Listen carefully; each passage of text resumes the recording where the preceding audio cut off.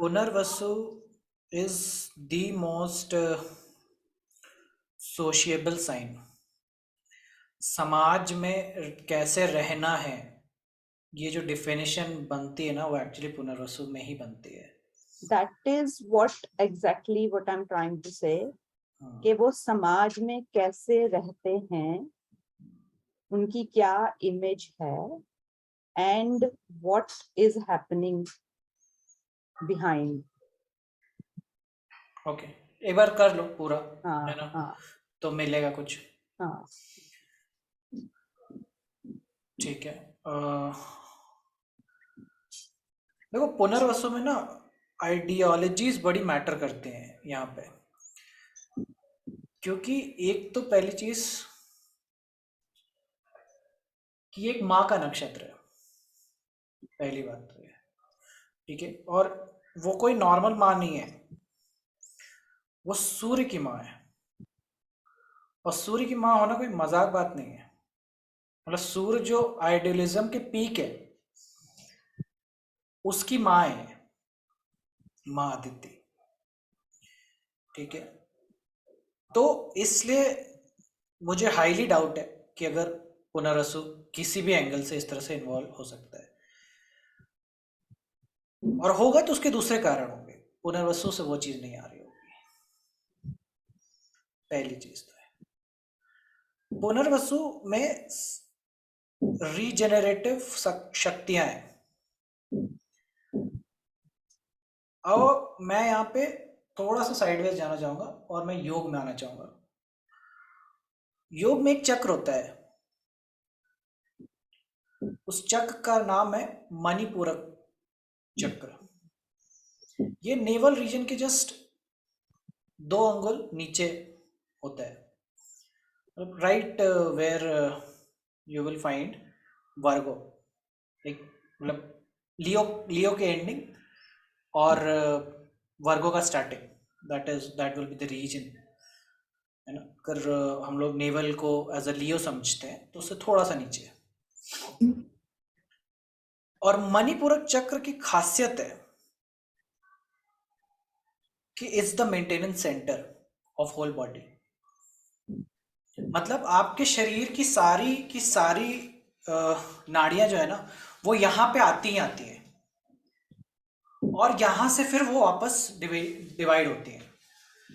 somebody having control over this Manipurak चक्र will have control over his regenerative abilities. वो कितनी जल्दी rejuvenate कर सकता है. ये मणिपूरक चक्र तुम पढ़ना कहीं पे भी, लिटरेचर कोई भी उठा के देखोगे मणिपूरक के regarding, it's a maintenance centre. शरीर और प्राण यहाँ पे रचे बसे हैं. अब मैं आता हूं नाभि के ऊपर. तुमको मालूम है कि माँ से कनेक्ट कौन करता है? Umbilical cord. Umbilical cord. Punarvasu वही है. पुनर्वसु वो कॉर्ड है एक्चुअली में, जो कि माँ और तुम्हारे बीच में एक स्थापना होती है अम्बिलिकल कॉर्ड की. और मैं इसको इसलिए कह रहा हूँ कि अगर तुम पुनर्वसु को 11th में डालोगे तब तुमको ये दिखेगा, तब वो कनेक्शन दिखेगा जो मैं बात कर रहा हूँ. तो एक्चुअली में जो स्टार्टिंग ऑफ न्यूट्रिशन है वो तुम्हें यहीं से मिलता है, वो कनेक्ट कराता है तुमको. वो न्यूट्रिशन वाला पार्ट जो है ना, वहां से आता है. इसके आगे पुष्य है, मतलब यहाँ से इसके आगे पुष्य, मतलब पुष्य इज गेटिंग न्यूट्रिफाइड, लाइक उसमें न्यूट्रिशन मिल जा रहा है. बट इससे पहले वो कनेक्शन की बात जो है ना, ये बनाता है पुनर्वसु. ये कनेक्ट करता है और फिर आगे चल करके ये कट हो जाता है. ठीक है, आगे चल करके ये कट हो जाता है. लेकिन उसके बाद भी जो बच्चा जब बड़ा होता है तो यही जो सेंटर था जो मदर से कनेक्टेड है, वो साइज ग्रो होने की वजह से नीचे फॉल करता है, मतलब नीचे सरकता है. इसी चक्र, इसी ओरिजिन, वो जब आप बच्चे रहते हो तो आपका चक्र एकदम नाभि पे रहेगा वो वाला, और जब आप बड़े होते रहते हो वो चक्र थोड़ा सा नीचे शिफ्ट होता है नेवल रीजन के नीचे में. पुनर्वसु ही वो चक्र है जहां से आप एक ऐसे आयाम में कनेक्ट होते हो जिससे कि आप अपने बॉडी की को मेंटेन रख सकते हो, उसकी ऊर्जा को सबसे ज्यादा यूटिलाइज कर सकते हो. कई सारे ऐसे आर्ट फॉर्म्स हुए हैं जहां पे इस नेवल सेंटर को का इस्तेमाल करना सिखाया गया है, जिसमें से एक बहुत बड़ा आर्ट फॉर्म है मार्शल आर्ट्स, जिसमें कंटिन्यूसली इसी नेवल के ऊपर बहुत सारा लाइक ना पंचिंग करने का हैबिट बनाया जाता है। एंड इस पंचिंग करने की हैबिट से होता क्या है कि आपका ये नेवल सिस्टम ना बहुत स्ट्रांग हो जाता है, ये पुनर्वसु का बहुत स्ट्रांग हो जाता है, and you suddenly get a control, a grip over it, and the moment you get a grip you can actually move that. अब वो आप वो नेवल सेंटर से हटा सकते हो, उसको हिला सकते हो, to so much so extent with a slight hoof you can throw a person 5 feet 6 feet away with 1 inch push। एक मतलब 1 इंच का सित्ता होता है, ये 1 इंच का पुश हो जाता है, इतने में आप 5 फीट तक किसी आदमी को फेंक सकते हो। एंड दिस इज व्हाट ना तुम जो एक मार्शल आर्ट में बहुत फेमस हुए ब्रूस ली, उनके आर्ट फॉर्म में ये इसी मणिपूरक चक्र को मूव करना सिखाया जाता है।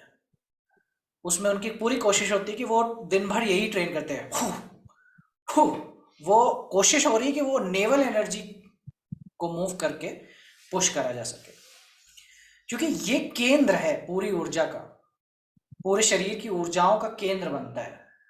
हर प्रकार के न्यूट्रिशनल एबिलिटीज इससे से पास होकर के शरीर में जाएंगे, क्योंकि आप देखो ना, खाना यहाँ से खाए और अब इसके बाद नीचे जब जाएगा तो एब्जॉर्ब हो जाएगा, पेट तक में एब्जॉर्ब नहीं होता, पेट में जो है बस उसको किसी तरह से डिसइंटीग्रेट करने की कोशिश है, इसको तोड़ा जाए, मरोड़ा जाए, अब्जॉर्बिलिटी बनाया जाए, लेकिन इसके बाद अब्जॉर्ब होगा, इसीलिए पुष्य है इसके आगे, ठीक है, इसीलिए वर्गो है। मतलब if you understand Virgo now with the reference to Cancer as a 11th house, तो इसलिए अब पचाने का प्रोसेस हो रहा है, पुष्या हो रहा है, वहां पे पोषण लिया जा रहा है, आगे बढ़ के देखे जाए। लेकिन यहाँ इस सेंटर से वो गुजरना है उसको, इस ये एक प्रकार से गेटवे है पुनर्वसु का।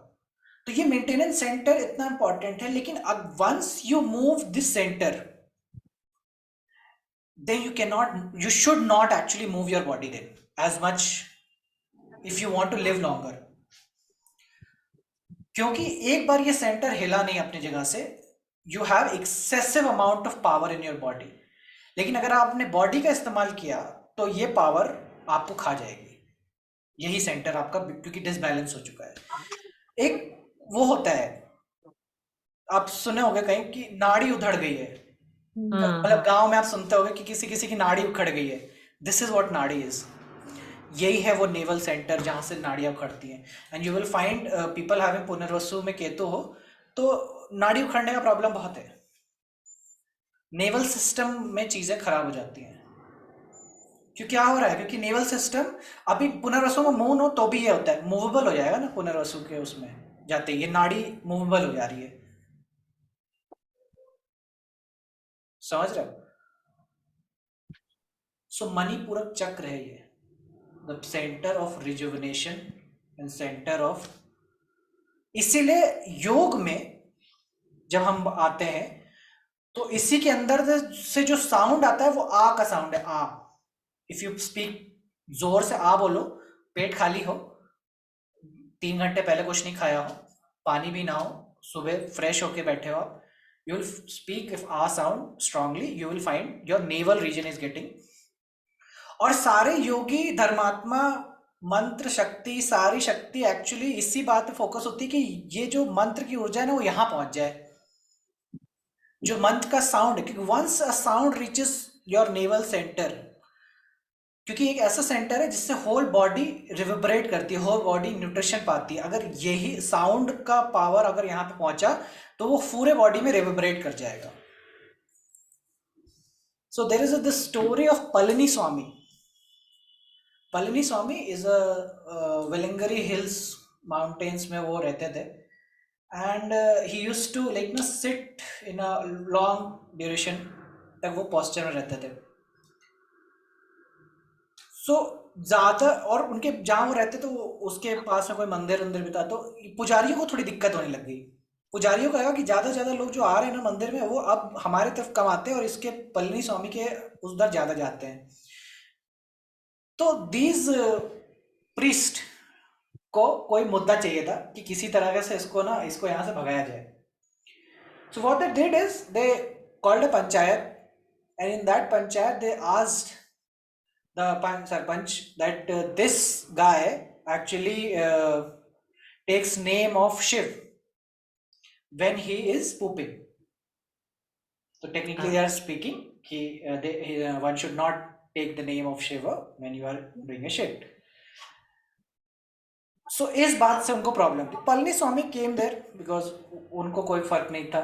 वो आप जहाँ बुलाओ वहाँ पहुँच गए. वो जब पहुँचे तो वो वहाँ बैठे रहे और ये सारी चर्चाएं हो रही थी. And there was arguments from like the supporters of Palani Swami, and he kept sitting with his mouth shut, eyes shut,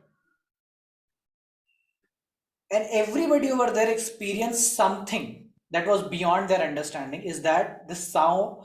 He was sitting silently, and his whole body was reverberating the sound of Shambho. His whole body was reverberating. After then, these guys knew this is not a person to like ना इसको छेड़ने का कोशिश मत करो. He can be very like ना he's very above all this state. Without even speaking or opening the mouth, his whole body was reverberating the sound of Shambho. So they left him. Eventually, Palli Sobhi also left that place, went another place. But that's what happens actually when you do a mantra or yantra that start to sit in your Manipura. इसीलिए जो मंत्र की शक्ति है आप समझिए कि Gemini में है, लेकिन वो उसका इफेक्ट जो आता है वो नाभि से शुरू होगा. Same story. अच्छा, मैं ये भी सोचता हूँ कभी कदार, क्योंकि मैं हमेशा स्पेक्टिकल रहता हूँ कोई भी चीज़ ऐसी जो बताई जाती है. मैं ये इसलिए हमेशा ये बोलता हूँ, देखो मानना तभी जब खुद का हो जाए तभी. ये सब बातें ही समझ करके छोड़ देना. But I heard a similar story from a normal सरकारी guy who used to work in some PWD office. और उसको किसी ने बोला कि भाई बहुत टाइम खराब आने वाला है, तुम्हारी 7:30 शुरू होने वाली है. तो बोले कि 7:30 शुरू हो रहे हैं, क्या करा जाए, क्या. बोले कि काम करो, तुम गायत्री मंत्र का जप चालू कर दो. तो बोले अच्छा गायत्री. अब वो सीधा साधा आदमी, और काम भी ऐसा था कि बहुत बहुत पर्टिकुलर अपने काम को लेकर के. तो उसको बता दिया कि भाई यहाँ से दीक्षा ले ले और गायत्री मंत्र का जप करना चालू कर दे. And the same this thing happened with him, that he started doing that jap very rigorously, and for when he about to complete 10 lakhs japa or something like that, jab gayatri ka, one day in the morning he woke up and he saw nothing except his navel, and in that navel he was finding the sound of Om Bhur Swaha reverberating, and that is when his life changes and he become a sannyasi and a sadhu later, which he was telling as a story. But at that time that was the initial point. तब मेरे को समझ में आया कि actually ये जो center है ना पुनर्वसु का, Punarvasu is the mantra, is the whole concept behind the mantra. Repetition, so much so that it reaches your navel. But the only condition with this is your stomach should be empty. Most of the people who do the mantra like ना forget this, that your stomach should be empty. फिर वो मंत्र जाता ही नहीं, naval पे पहुंचा ही नहीं, तो काम ही नहीं बना. इसीलिए जुपिटर तुम देखो कि यहीं पे वो है रिजेनरेट, मतलब आप समझो कि Jupiter is just over here, Punarvasu के हिस्से में ही है, जो रिजेनरेट करने में हेल्प करता है. हाँ, जो आप ये बात कह रहे हो ना कि रिजुविनेशन यही होती है, दैट इज सो ट्रू. क्योंकि एक स्टेट्स के डॉक्टर हैं, doctor Grundy, I don't know if you guys know him, but he focuses on that कि आपके स्टमक को आपको इतने मिनिमम 16 आवर्स के लिए you should keep it empty, because आपके स्टमक में ऐसे सेल्स हैं जो कि रिपेयर का काम तभी करते हैं जब आपका स्टमक उतनी देर के लिए खाली रहता है. Correct. That intermittent fasting Nobel prize winner. हाँ. उसका जरूरत नहीं है ना सुरुचि जी, लेकिन आपने को तो मालूम था, बहुत सदियों से मालूम है। हाँ, नहीं नहीं, आई एम जस्ट, मैंने तो हाँ, अभी आप रिसेंटली करेक्ट उसको करेक्ट। एक्सप्लोर किया है, सो आई थॉट कि मतलब आई विल मेंशन दैट। हाँ, ऐड ऑन है, that's a good thing. But that's what I am trying to explain कि योग ना इससे बहुत परे है, ये लोग तो अभी बहुत पीछे हैं, बहुत पीछे। अभी ये लोग नेवल लेवल के चक्र पे पहुंचे नहीं है। ये जब पहुंचेंगे तब तक बहुत लेट हो चुका होगा, तब तक हम और शायद आप जिंदा ना बचे, इसलिए अभी मौका है। अभी सीख लो, समझ लो और योग में आ जाओ। मैं तो इन लोग से 1 1.5 साल हो गया कहते हुए, ये इन लोग का लेकिन भाग्य अभी जाग नहीं रहा है, तो कोई And you बात know नहीं। what? Since I started studying Punarvasu, for some reason I have been able to do intermittent fasting. मतलब मुझे दिक्कत भी नहीं हुई है अपनी विंडो स्मॉल करने में, and I am enjoying it actually. But Utkarsh, exactly 16 घंटे की तो नहीं, बट एवरी डे मेरी मतलब 13 14 आवर्स की फास्टिंग होती ही है। मतलब मैं डिनर कर लेती हूँ 6:30 7 बजे, और अगले दिन तो 9:30 9 बजे के पहले कुछ भी नहीं खाती। मैं जिम भी जाती हूँ तो बिना कुछ खाए पिए। This is my normal life style. अरे आप जिम जाते हो? हाँ, मैं जाती हूँ सुबह। तो मतलब जैसे जिम में भी लोग आते हैं ना, कुछ खा के आते हैं और वो बोलते हैं कि स्नैक्स खा के आओ, बट समहाउ मेरे से कुछ भी नहीं खाया जाता, तो मैं ऐसे ही जाती हूँ हमेशा। सही है। बट ये बात इंटरमिटेंट फास्टिंग से और ऊपर की है, मतलब वो हाँ एक स्तर है, मतलब उसको समझने हाँ। का एक स्तर है। बट ये बात उससे ऊपर की है। ये बात मैं तो शरीर के लेवल पे बात ही नहीं कर रहा हूँ, क्योंकि शरीर का सुख तो मतलब आप समझ जाओगे, वैसे ही आप कम खाना खाओ तो वैसे ही आपको अच्छा लगेगा। हाँ। But the whole process is, I wanted to make emphasis on the mantra part. The because मंत्र में करते क्या हो, यही तो दोहराए जा रहे हो, दोहराए जा रहे हो, रिपीटिशन रिपीटिशन रिपीटिशन। किस चीज के लिए हो रहा है? नेवल रीजन के लिए हो रहा है। साउंड को पहुंचाना कहाँ है, इसका पर्पस समझो। कई लोग ना जोर जोर से ओ मोर वो ऐसा, इससे कुछ नहीं होएगा, कहीं नहीं पहुंचोगे इसको लेकर के, कुछ नहीं होने वाला, सिर्फ नाटक है। वो जब तक आपका बजेगा नहीं ना, आपका एक एक सिस्टम बजना शुरू होता है, पता है? आप पूरे तानपुरा होते हो जब आप खाली पेट होते हो। तानपुरा समझते हो ना, कि जिधर स्ट्रिंग जिधर हिलाते हो ऊपर आते रहते हो, वो पूरा बजता हुआ शरीर आता है, और वो नीचे से शुरू होगा डम डुम डुम डुम होते हुए या ऊपर पहुंचता है, तब एक अलग लेवल का ऊर्जा होता है। ठीक है, उस लेवल पे साउंड लेके जाना है, साउंड का इस्तेमाल करना है तुम्हें ढंग से, तब की बात बता रहा हूँ। तो कैसे करें फिर सुबह? हाँ, उसके लिए मंत्र दीक्षा, इसीलिए प्रोसेस है ना पूरा। मैं बता तो दूं मतलब, लेकिन मेरे से कोई फायदा नहीं होगा, है ना? एक बार अकबर का साथ एक ऐसा सिनेरियो हुआ था, पता है? अकबर वाली स्टोरी पता है कि नहीं? अकबर और बीरबल की जो मंत्र वाली है। नहीं, नहीं अच्छा। नहीं। तो बीरबल, एक दिन अकबर अचानक से बीरबल के घर पहुंच गया। ठीक है, कहीं उनको जाना था, तो बोले कि एक काम करते हैं, बीरबल को रास्ते में से सुबह ही सुबह एकदम निकले और बोले कि चलो इसको लेते हुए चलते हैं, क्या इसको मतलब संदेशा भेजाएं, लौट के आएगा, फिर ये आएगा, ये सब करने से अच्छा है सीधा मैं निकलता हूँ, इसको उठाते हुए चलो जाऊंगा।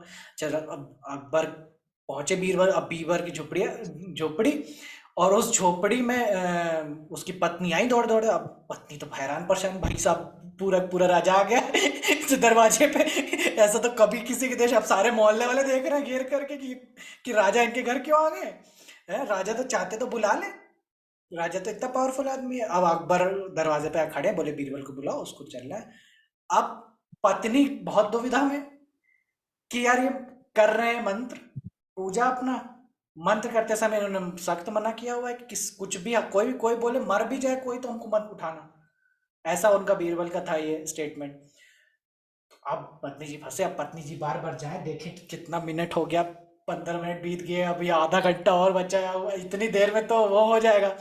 तो उन्होंने बहुत ढांढस बांध के सोचा कि बोले कि चलो, क्योंकि यहाँ पे raja is somebody who has not come informed.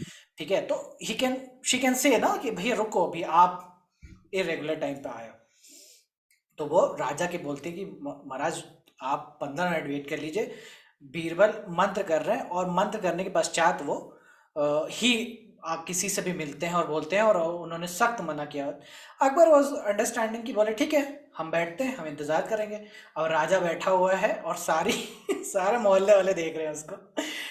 अब Birbal came to and he came to know कि अच्छा अकबर बैठे हुए, ठीक है, तो बाहर आके बोले अरे अरे आप सर महाराज मुझे बुला लिए तो क्यों आप आए ये वो। लेकिन अकबर 15 मिनट तक वो सोचता रहा कि ये एक्चुअली कर क्या रहा है, क्योंकि उसकी बुद्धि बहुत तेज थी। तो उसे लगे कि यार ये कुछ तो करता है, ये तो मेरे को भी मालूम है, लेकिन आज पता चला कि कोई कुछ जप रहा है, कुछ मंत्र मंत्र जपता है। और अकबर को इंटरेस्ट भी बहुत था इंडियन सोसाइटी के उसके सारी चीजों में, ठीक है। तो उसने बोला कि काम करो अकबर, ये बीरबल बोले कि तुम्हें बुद्धि होती है, ये मंत्र मुझे भी सिखाओ, मैं भी सीखूंगा। तो अकबर ने कहा, अरे बीरबल ने कहा कि महाराज ये मंत्र मैं आपको सिखा नहीं सकता। अब अकबर को लगे कि ये देखो कितना चालू बंदा है ना, अपना मंत्र पढ़ पढ़ के बुद्धि बनाया हुआ है, और मैं बोल रहा हूं तो मेरे को मंत्र नहीं दे रहा, ठीक है। तो अकबर को तो क्रोध उस टाइम बहुत आया, लेकिन वो कुछ वहां बोले नहीं बीच समाज में कि क्या बोले। और बीरबल भी दुविधा में कि अब मैं क्या बताऊं। तो अकबर ने बोला कि बेटा तुम चलो, तुमको दरबार में बताते हैं। तो वो दरबार में उसको अकबर लेकर गया है, और बीरबल को बोले कि बीरबल तुम्हें आदेश है कि तुम जो भी मंत्र जानते हो वो तुरंत बता दो, ठीक है, और उसके मुझे बता दो। तो बीरबल बोले कि महाराज जहापना मैं मंत्र बता दूं, लेकिन मेरे बताने से मंत्र का कोई असर आपको नहीं होगा।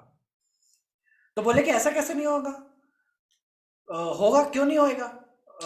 तो बोले कि नहीं महाराज कोई फायदा नहीं है उस मंत्र को जान करके भी, आप कुछ नहीं उससे फर्क पड़ता है, वो सिर्फ जब तक आप दीक्षा न लेंगे तब तक आप उस मंत्र का कोई भी यूटिलाइजेशन नहीं कर पाएंगे। तो बोले कि सैनिकों इसको पकड़ लो। अब बीरबल को लगे तो जैसे ही उसका सेनापति था ना आया और पकड़ने जा रहा था, उसने बोला एक मिनट रुक जाओ, एक मेरी आखिरी बात सुन लो। तो महाराज के पास जाते बोलता है, महाराज मेरी आपसे फिर से निवेदन विनती है, ये आप समझिए कि मेरे आपको मंत्र बता देने से मंत्र का कोई लाभ नहीं होगा, जब तक कोई गुरु से आप वहां से दीक्षा नहीं लेंगे उससे आपको लाभ नहीं होगा। तो बोले कि ऐसे कैसे नहीं होगा। अब बीरबल कैसे समझाए, तो बीरबल ने कहा सेनापति अकबर को बंदी बना लो। सेनापति देख रहा है कि क्या बोल रहा है ये, पागल हो गया क्या कि मैं अकबर को बंदी बना। अब अकबर को लगा कि यार ये बीरबल का इतना औकात हो गया कि अभी मेरे सेनापति को बोल रहा है कि मेरे को बंदी बना लो। तो अकबर बोलता है कि अच्छा सेनापति इसको बंदी बनाओ। अब जैसे ही सेनापति ने बीरबल को बंदी बनाया, बीरबल हंसने लग गए, जोर जोर से हंसने लग गए।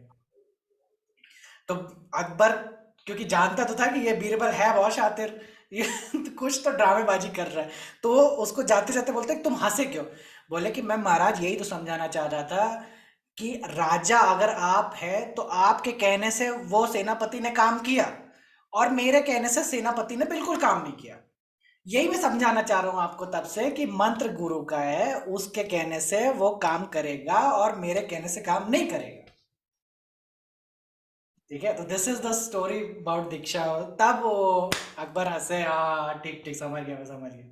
फिर बोले कि जाने दो। That's the story behind Akbar and Birbal. तो हमारे गुरु तो आप ही हो। बट मैं दीक्षा देने वाला गुरु नहीं हुआ हूँ अभी। अच्छा, मेरे को कोई भी मंत्र का सिद्धि नहीं है ना, मंत्र का जिसका सिद्धि होगा वही दे सकता है। ओके, तो आप जल्दी सिद्धि पाओ तभी हमारा कल्याण होगा। Hope so. मतलब हमारे सारे मंत्र वेस्ट हो रहे हैं, हम सुबह उठ के चाहे गायत्री मंत्र करें चाहे ओम नमः शिवाय करें। करेक्ट है, मतलब ये बात तो सत्य है। कुछ देखो कीलित मंत्र होते हैं, ओम नमः शिवाय कीलित नहीं है, मतलब आप कर सकते हो, लेकिन गायत्री कीलित है। ये क्या होता है? कीलित मतलब होता है इट्स बीन बोल्डेड, मतलब बोल्ड, उसको लॉक कर दिया गया है, वो गुरु ही देगा तो ही दे सकता है, इसीलिए प्रोसेस है। कंडीशंस भी होती है ना कि कब कर सकते हैं आप, कब नहीं कर सकते गायत्री मंत्र की। वो सब तो फैक्टर्स हैं, मतलब to enhance the process, but the whole agenda lies कि पहला जो शब्द है ना, जब पहला उच्चारण किया जाए आपके शरीर में, तो सर्टेन फ्रीक्वेंसी रेंज वाला व्यक्ति जो अचीव कर चुका है, मतलब होता है ना, कई लोग देखो कि कई लोग गला से ग्लास फोड़ सकते हैं, तो दिस इज सेम कि वो जो सिद्ध व्यक्ति है ना, वो उसने वो मंत्र का एक फ्रीक्वेंसी पकड़ लिया है, and when he speaks exactly at those frequency. जैसे आप सा बोलो और हारमोनियम से सा निकलने में बहुत फर्क है, लेकिन जो गाने वाला बंदा हो गया है वो सा बोलता है तो वो हारमोनियम वाला सा ही सुनाई देता है। That's the siddhi, that's the siddhi का फर्क। हम जब गायत्री पढ़ेंगे तो हम ऐसे ही, जैसे कि एक नया नौसिखिया व्यक्ति हारमोनियम बजाए वैसा करेंगे। और जब कोई गुरु करता है तो वो सर्टेन फ्रीक्वेंसी मैच करा के करता है, और एक बार वो स्टार्टिंग में आपने उसको पकड़ लिया, you are now good to go continuing this mantra. तो इसीलिए मेरे को सिर्फ ओम का आता है, क्योंकि मैंने उसी में दीक्षा ली। तो ओम का ही मेरे को आता है, वही मैं अगर चाहूँ कभी तो सिखाऊंगा, लेकिन अभी मेरे को वो भी सिद्ध हुआ नहीं है, तो फिर मैं क्या ही बताऊँ। तो कैसे पता लगता है सिद्ध हो गया? तान पूरा हो जाता है, शरीर पूरा बचता है। हर एक चक्र जो होता है ना, तब पहली बार जीवन में रियलाइज होता है कि एक्चुअली में चक्र है कहाँ। ये जो मैं बोल रहा हूँ ना तुमको कि यहाँ होता है, तो मैं इसलिए नहीं बोल रहा हूँ कि मैंने को पढ़ा है कहीं पे, मैंने एक्सपीरियंस किया है, इसलिए बोल रहा हूँ कि यही होता है ना, नाभि के 2 अंगुल नीचे। वो हर एक चक्र जब ऐसा हिलता है ना, तो बॉडी का हर एक अंग फिर समझ में आता है कि ऊर्जा जा कदर रही है। तो खुद का एक्सपीरियंस बोलता है फिर।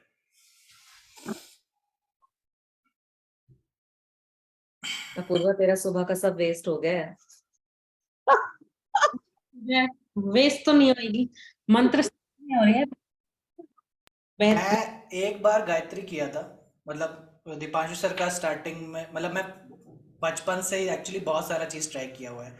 मैं हरे कृष्णा हरे रामा में बहुत बड़ा डिवोटी रहा हूँ, इस्कॉन का स्पेशली। आज भी मैं एक बहुत प्रीमियम मेंबरशिप है, मतलब मेरे पास मेंबरशिप नहीं कहनी चाहिए, बट एग्जैक्टली इज व्हाट कि मतलब मैं कई साल तक धोती और वो सब पहन करके ना वहाँ पे भंडारे खिलाया करता था। और वहाँ पे मैं हरे कृष्णा हरे उसका जप करना शुरू किया था। उससे पहले मैं गायत्री करता था, क्योंकि मेरी माता जी गायत्री परिवार से आती थी। तो हमारे फैमिली में आए दिन हर सैटरडे हर संडे, मतलब विद इन अ ईयर एक रिचुअल था कि गायत्री यज्ञ करते थे। एंड आज भी ये हाल है कि Sunday to Sunday I do a Gayatri yagya. लेकिन वो नहीं, मंत्र की ताकत तुम्हें समझाऊं, जो कीलित मंत्र होता है उससे मेरे को एक बार बहुत बुरा प्रॉब्लम हुआ था, बहुत बुरा। एक वो अनएक्सप्लेनेबल, मतलब चीज़ों में से भी एक पार्ट है कि गायत्री कभी मैंने दीक्षा ली नहीं थी, बट दीपांशु सर के कहने की वजह से मैं उसको करना शुरू कर दिया। And this was the day मैं कर रहा था, एंड देयर वाज अ ग्रहण अप्रोचिंग, एंड दिस ग्रहण आई रिमेम्बर वाज इन, मैं था मामा के साथ में ना, हाँ, तो this was in this duration, corona duration, when 12th house में जेमिनाई में, मतलब राहु केतु का एक्सेस चल रहा था, दिस ड्यूरेशन। और मैं ग्रहण के टाइम पे ये मंत्र तेज कर दिया था, started doing it more frequently. मंत्र की खासियत ये क्या है कि कई लोग ये नहीं जानते, लेकिन बहुत बड़ी ऊर्जा जो है ना वो जांघों में बसती है, सैजिटेरियस पोर्शन में। बहुत बड़ी ऊर्जा है जो शरीर की एक जो ऊर्जा के लेवल पे चीज़ है ना, वो जांग में आती है। और मंत्र एक्चुअली इस यहीं से पुल अप करता है वो, और वो पुल अप होती है। और अगर वो दीक्षित नहीं होगा तो वो अलग अलग मार्ग से ऊपर आती है, और वो मार्ग कई कई बार आपकी नसों को ब्लॉक कर देता है। Too much so extent it happened to me on that कि मैं खड़ा नहीं हो पा रहा था। जब मैं ग्रहण वाले दिन के बाद मैंने जो जब करना चालू किया था, इवन ग्रहण के ड्यूरेशन में करते करते मेरे को समझ में आ गया था कि एक ना गड़बड़ा दिया है मैंने मैटर। और फिर मैंने उसके बाद उसको, मतलब अगले next 4 days I was totally in bed rest, कुछ दिक्कत नहीं है। और मेरे को मालूम है कि वो जो मंत्र जब पढ़ रहा था तो वो ऊर्जा जांग से उठी थी और यहाँ पे आकर के वो फंस गई। जाना उसे बैकबोन पे था, लेकिन वो साइड में हो गई थोड़ी।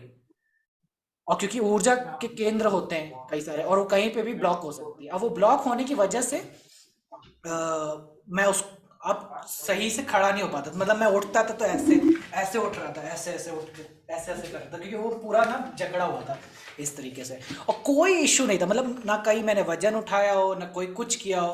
और मुझे एग्जैक्टली पता था, क्योंकि वही होता है, क्योंकि जब मैं दोबारा किया तो फिर वो बढ़ गया था, और मैं जितनी बार फिर कर रहा था वो बढ़ता ही जा रहा था। तो इसके नेगेटिव इम्प्लीकेशंस भी होते हैं, इस बात का ध्यान रखना चाहिए। Same same actually happened with Sadhguru also. He also started doing like ना, बुक से योगा का पढ़ के चालू कर दो, एंड वो ऐसे हुए कि फिर वो जकड़ ही गए, मतलब वो हो जाता है ना आप ऊर्जा के लेवल पे, क्योंकि आप नहीं जानते हो अपनी ऊर्जा को बैलेंस कैसे रखना है, किस मार्ग में उसको चलाना है, तो बहुत बड़े चांसेस है कि आप उसको गड़बड़ा दो। तो ये कैसे पता चलेगा कौन सा मंत्र कीलित है कौन सा नहीं? सिर्फ ओम नमः शिवाय ही है जो नॉन कीलित है, बाकी सब के लिए आपको दीक्षा लेनी पड़ेगी।